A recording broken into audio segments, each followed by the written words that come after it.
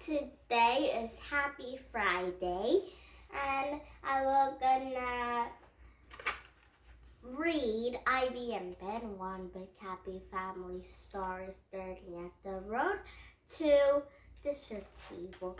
And today we're gonna start reading at this chapter and then reading at the next chapter. And now, before you look at my YouTube, please thumbs up my YouTube. Are you ready for read this one book with a lot of stories? Now here we go. And first we can read Ivy and Ben, One Big Happy Family Story starting at the road to District TV. Ben tried to warn her. Sisters were no good. They tattled on you if you did the tiniest thing a little bit wrong, and then you had to go sit outside. They bossed you. They got mad if you took one measly glass animal out of their rooms. They laugh at you. They completely freak out about small problems. Even if you were just about to clean them up. They told you the drawings were weird looking, your hair smelled, and there was a big scary secret that no one would never tell you, not in the million years. And then they smiled at you in a grown-up way, just reminded you that they knew it had you that didn't. All the way long, sisters did that. And then, right before bed, they said, I was just kidding. Ivy said that was older sisters. Younger sisters wouldn't like that. Younger sisters were perfectly okay, especially very small ones. A baby sister, for instance, would be only half as annoying as Nancy, maybe even less, just annoying enough to keep Ivy from getting spoiled. A baby sister was she needed. Trust me, you don't, said Ben. I do, said Ivy. Ben shook her head. Next stop, desert table. But Ivy was already jiffing through the gate. She stopped and looked back at Ben. Come on, she said. Let's go tell my mom. Tell her what? Said Ben, getting up. Tell her to have a baby. Wow. Ben didn't know how that was going to work, but she was interested to find out. Once she had Ivy's house full, she decided it would be more polite to wait in Ivy's room during the telling part. It didn't take very long, 3 minutes maybe. What did she say? Asked Ben. She said, huh? Ivy answered, flopping down her bed. And then she sang a song about an old gray mare, just ain't what she used to be. And then she said absolutely not to the couple end. Sounds like she means it, said Ben. You'd better just give me the jiggly man. No, said Ivy. I'm going to the brainstorm. Miss Argumentate was nuts about the brainstorming. She was always doing it. When she brainstormed, Miss Argumentate wrote down the words and drew circles around them with her big purple pen. She called this an idea map. Ben didn't really get why brainstorming was different than the regular thinking. So she just watched while Ivy brainstormed. First, Ivy slid into the floor, then she put her hands over her eyes. After that, she rolled around and grunted. It wasn't a very interesting watching Ivy's brainstorm. Ben had wandered over to Ivy's toilet.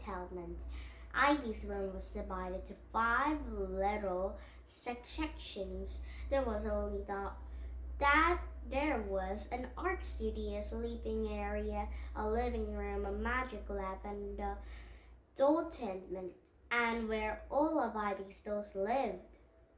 And Ivy had skins of dolls. She had regular plastic dolls, china dolls dressed like an old-fashioned girls, and the dolls in the fancy costumes and the wooden dolls, stuffed dolls, Barbies. She even had a rock like in the nightgown.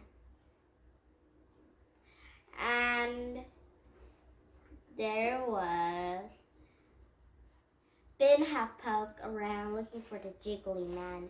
Ivy stopped rolling around and the floor put her feet up the wall. That was the blood would slosh to her brain and make it storm. Ben lift up the rock.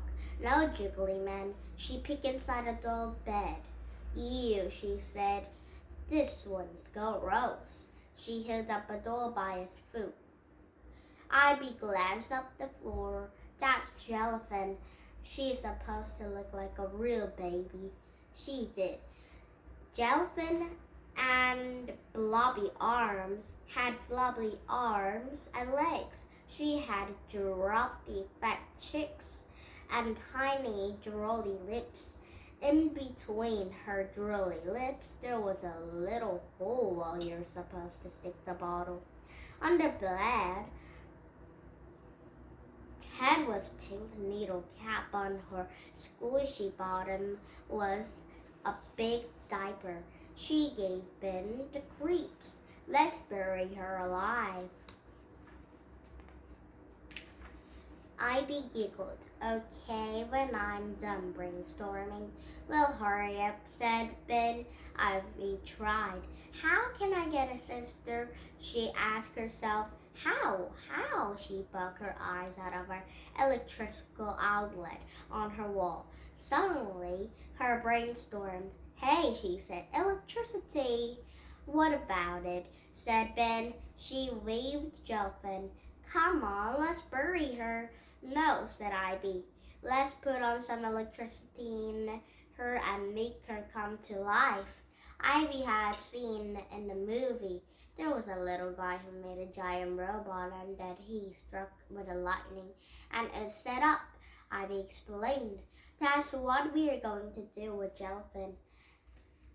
And Ben had looked at Jellyfin's scruffy lips, imagined her alive. Yuck. Where are we going to get the lightning? The guy in the movie had to use the lightning because it was a long time ago. That was the only electricity he could get. Ivy said, but now we have plugs. She pointed to the outlet. We will plug her and charge her up. Ben had a feeling it wouldn't work, but if it did, Ivy was going to be in a big trouble. You're going to have to change your diapers, you know. No way, said Ivy. That's a mom thing.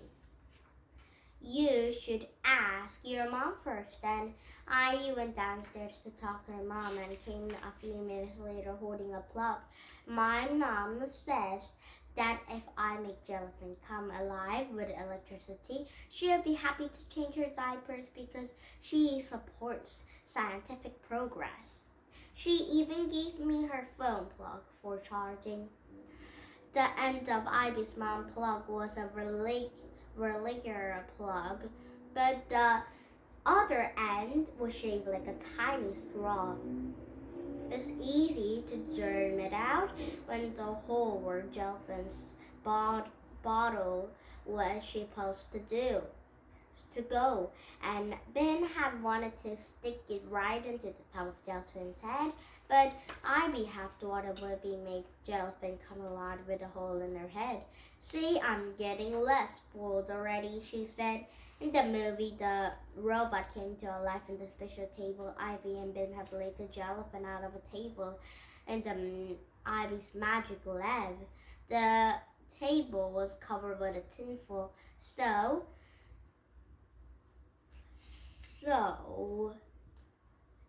that it looked like a real lab table. Also, so that it wouldn't get ruined if a glove spilled on it. Jellyfin's eyes were closed and they let her down. With her eyes closed closed her eyes and druggy lips and her druggy cheeks. She looked like a real sleeping baby with a plug in her mouth. She should put a blanket on her, said Ben. Babies always have blankets. They covered her with a blanket.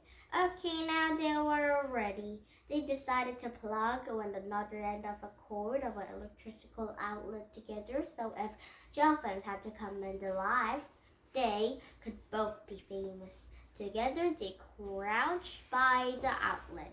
Together they held the plug together. And they said, 1, 2, 3, plug. Now is the next chapter called In the Peagle Story. And now Ivy and Ben were gonna make this jellyfish in the real life baby because Ben wants to have a little sister. Now let's see.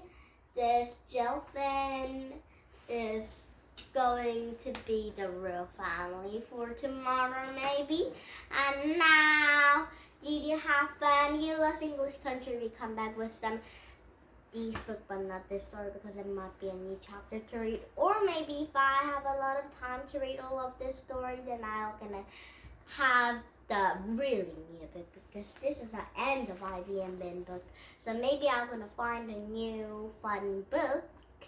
But when you really want to see what happens to Jelfin, then you should buy by yourself if I didn't read this book and this stories for tomorrow.